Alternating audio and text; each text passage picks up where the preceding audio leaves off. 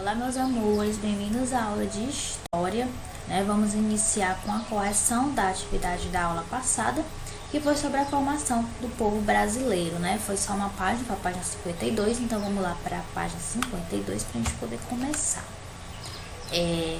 Aqui na página 52, gente, tem assim. A primeira questão, ele pergunta: escreva o nome dos grupos étnicos que formaram o povo brasileiro. Então, a gente tem lá no conteúdo dizendo que foram vários povos, Dentre eles nós temos africanos, europeus, indígenas, espanhóis, árabes, japoneses e muitos outros, É isso que tem lá no conteúdo. Então, você vai escrever aqui, tá ok?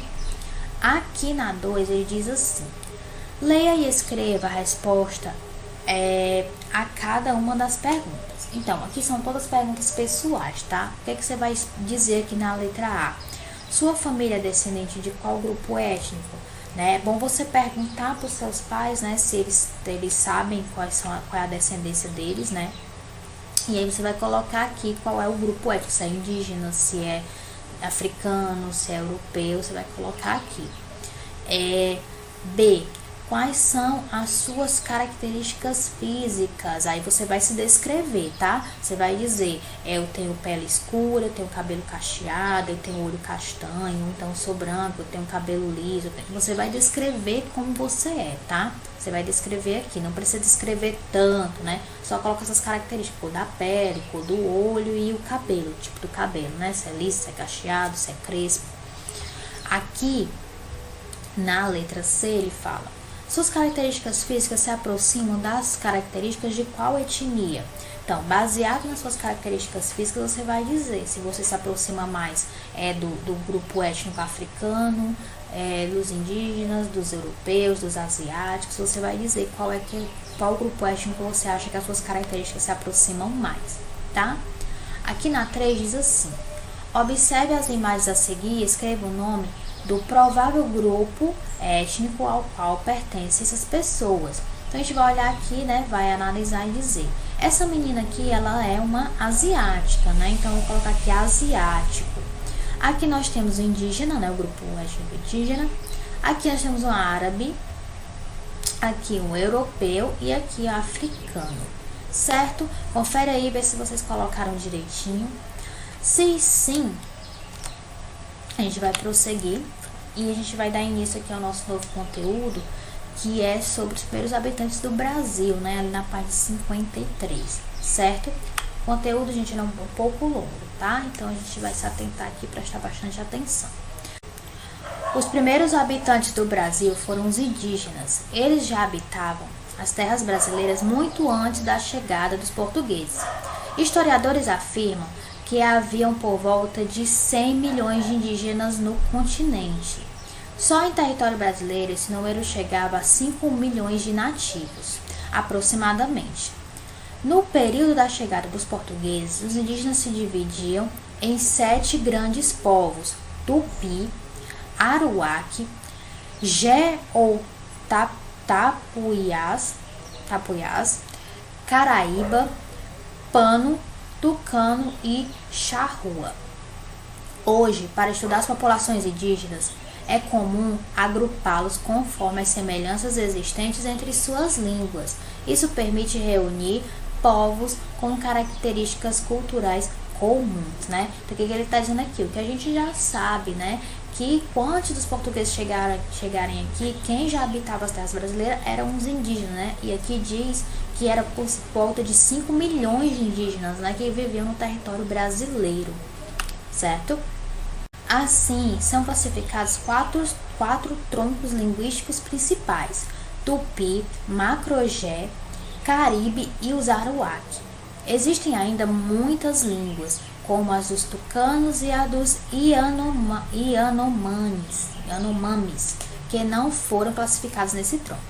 Apesar de toda a diversidade, existem elementos culturais semelhantes, como a organização em tribos. Então, ele está falando aqui, que para poder estudar os indígenas, eles classificam principalmente usando a língua, né, o idioma que eles falam. E desses idiomas, que são muitos idiomas indígenas, né, eles classificam em 4 principais, que são Tupi, Macro-Gé, Caribe e Aruaque, certo? Esses são os 4 idiomas principais, né, que são classificados para os indígenas, certo? Fora isso, outra maneira de agrupá-los, né, é prestar atenção em como eles se organizam dentro da tribo, certo? Cada tribo tem a sua organização própria, tá? E é assim que eles vão formando aí as características comuns entre os indígenas, né, para poder estudá-los. Continuando, diz o seguinte, ó. Uma tribo é um grupo de famílias que fazem sua aldeia em uma mesma área, falam a mesma língua e têm os mesmos costumes e um sentimento de união entre si. Várias aldeias e tribos formavam cada um desses povos. Os indígenas viviam nas florestas, nos campos e no litoral. Em geral, as aldeias eram próximas aos rios porque era onde os indígenas obtinham água para sua sobrevivência. Também tinham grande conhecimento de animais, vegetais e recursos naturais que havia nas terras brasileiras, importantes para alimentação, colheita, caça, pesca, utensílios, moradia, etc. Era comum os indígenas se locomoverem por meio de caminhadas pelas matas, pelas florestas e pelos campos ou utilizando canoas, né, pelos rios. Então, o que ele está falando aqui? Está falando um pouco mais sobre os costumes, né? Explicando um pouco mais sobre essa coisa da aldeia, né? Como ele fala aí, a aldeia é uma união de várias famílias, né?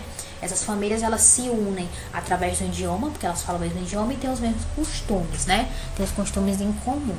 Ele também está falando aí um pouco sobre a relação do índio com a natureza, né? Que ele usa da natureza para sobreviver, e todo o sustento dele, né, a alimentação, enfim, ele tira da natureza, né? Então ele tem essa proximidade.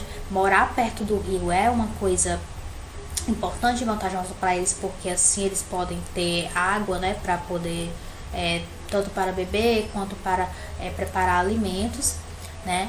Enfim, entre essas coisas, ele está falando sobre a locomoção, né, do índio, porque os indígenas, eles estão sempre se locomovendo, eles se locomovem tanto pela mata, né, por dentro da mata, como também por canoas, certo? Nos rios. Um pouco aqui sobre o trabalho do indígena. A maior parte dos povos indígenas vive da colheita de frutos da floresta, né, como cacau, maracujá, jabuticaba, araçá, etc. Da agricultura, né, ele planta mandioca, milho, batata doce, abóbora, amendoim. Da caça, né, caça-anta, tatu, veado, paca. E da pesca, né, pescar peixes como traíra, pacu, piaba, etc.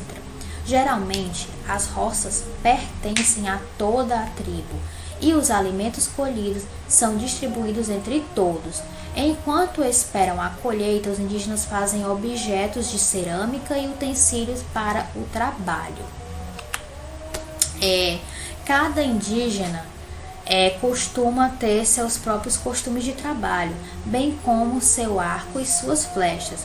Entre os indígenas, há a divisão de trabalho por sexo. Na divisão do trabalho, a gente tem o seguinte: para as mulheres, as atividades para elas são atividade agrícola, né, desde o plantio até a colheita de frutas, produção de farinha, preparação da comida, cuidado das crianças, confecção de redes e cestos, tá? E para os homens, fica a derrubada das árvores, né, e preparação da terra para o plantio, caça e pesca, confecção de arcos, flechas e canoas, construção da moradia, expedições guerreiras e proteção da tribo, certo? Essas aqui são as atividades distribuídas, divididas entre homens e mulheres dentro da aldeia. Aqui a gente tem falando um pouco sobre as contribuições dos indígenas para a formação do povo brasileiro, né? Para a nossa formação. E diz assim: os indígenas deram importante contribuição para os costumes e para a formação do povo brasileiro. Muitos costumes, várias palavras e também elementos folclóricos do Brasil atual são de origem indígena. Desde a colonização, O modo de vida dos povos indígenas se modificou muito. A cultura europeia influenciou de forma drástica a vida dos povos locais. Com o avanço da colonização, os indígenas foram desaparecendo. Muitos morreram em consequência da escravidão, das guerras empreendidas pelos colonos e das doenças que estes lhe transmitiam. Os que sobreviveram se refugiaram cada vez mais pelo sertão. Apesar disso, os reflexos indígenas na cultura brasileira estão presentes nos nossos hábitos, costumes e idioma. Deles, herdamos alimentos básicos da culinária, instrumentos musicais, artesanatos, técnicas de plantio, etc. Enfim, o modo de viver deles influenciou e muito contribuiu para a diversidade cultural do povo brasileiro. Então, ele está falando aqui sobre as contribuições, A gente viu aí que ele contribuiu tanto para costumes quanto para a agricultura, para artesanato, até mesmo no idioma. Infelizmente, muitos indígenas desapareceram. A gente tem um número muito pequeno de indígenas comparado ao que a gente tinha no início, na época do Brasil colonial. E isso se deu por conta, da escravidão, das guerras, das batalhas que tinham que enfrentar e também por conta de doenças, gente. Os europeus trouxeram muitas doenças quando vieram para cá, que os indígenas eles não tinham um sistema imunológico bom para se defender dessas doenças. Por quê? Porque eles não tinham doença nenhuma. Então, assim, uma simples gripe, para eles, que na verdade antigamente gripe, era uma doença que matava muito, com o tempo é que foi se conseguindo a cura, e as pessoas foram criando imunidade. Mas para o indígena que nunca teve doença nenhuma, qualquer coisinha ali, qualquer doençazinha que os europeus traziam, era muito grave para eles. Então, muitos morreram por conta de doenças também, certo? Aqui falando sobre a relação entre os indígenas e os portugueses, o contato dos indígenas brasileiros com os europeus foram extremamente prejudicial para os nativos. No início, os indígenas foram de grande serventia para os europeus, pois conheciam muito do que existia. Os europeus aproveitaram para trocar com eles objetos como espelhos, pelas riquezas que eles interessavam. Entretanto, quando Portugal decidiu ocupar as terras brasileiras, os indígenas eram vistos como um entrave, já que muitas lutas ocorreram em virtude de eles tentarem defender suas terras, porque as aldeias se situavam em terras que os portugueses queriam ocupar.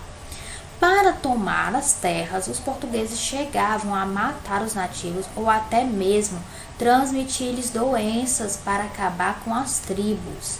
Uma grande quantidade de aldeias foi dizimada pelas lutas com os europeus e por doenças adquiridas pelo contato com os portugueses, tipo varíola, sarampo, cocolute, catapora, tifo, difteria, gripe, peste bubônica e provavelmente malária.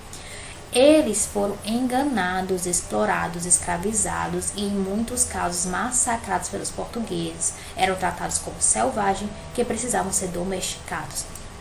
Então, essa relação entre os indígenas e os portugueses não foram amigáveis, Não se sabe se no início todas as tribos recebiam os portugueses de uma maneira mais amigável, mas se há relatos de tribos que algumas tribos que receberam amigavelmente os portugueses, porque eles faziam essa troca, eles trocavam certos utensílios que eles tinham, como por exemplo espelhos, alguns objetos que os portugueses tinham, eles trocavam com os indígenas, em troca de os indígenas ajudarem eles, a explorar a terra, porque os indígenas tinham conhecimento da terra, eles moravam aqui, eles habitavam aqui, os portugueses não. Então eles usavam desse conhecimento dos indígenas, para poder ir se apropriando ali da terra. Só que com o tempo os portugueses eles quiseram dominar tudo, eles queriam dominar a terra e com isso eles queriam se apropriar de territórios que tinham aldeias indígenas, Para isso eles iam derrubar tudo, E os indígenas, óbvio, eles não iam deixar assim, Eles defenderam suas terras, Por isso que houve muitas guerras, muitas batalhas, e essas batalhas resultou em muitas mortes de indígenas, né? Que, como eu falei, não foi só por conta das guerras, mas também por conta de doenças, por eles não terem um sistema imunológico para se defender dessas doenças, eles acabavam morrendo muito facilmente, né? Fora isso, muitos eles foram enganados, eles foram explorados, foram escravizados, né? Aconteceram muitas coisas ruins. E essa relação entre os indígenas e os portugueses nunca foi uma relação saudável, né? Uma relação amigável. Apesar de os indígenas, algumas tribos ainda chegarem a receber os portugueses amigavelmente, né? Os portugueses eles tinham a imagem dos indígenas como um povo selvagem, né? Um povo que não era civilizado, que precisava ser domesticado. E isso também, gente, o que aconteceu? Isso tirou muito da cultura dos indígenas, dos costumes dos indígenas. Porque, não sei se vocês sabem, mas aconteceu uma coisa chamada catequização. Foi quando vieram padres para cá para catequizar os índios, né? Que era o que? Tentar fazê-los se converter ao cristianismo, né? A religião católica, tentar fazer eles se converter, porque assim eles achavam que estariam domesticando, né? Como se eles fossem basicamente animais que precisavam ser domesticados. Então houve tudo isso e com isso eles mataram um pouco da cultura, né? Dos costumes dos indígenas também, né?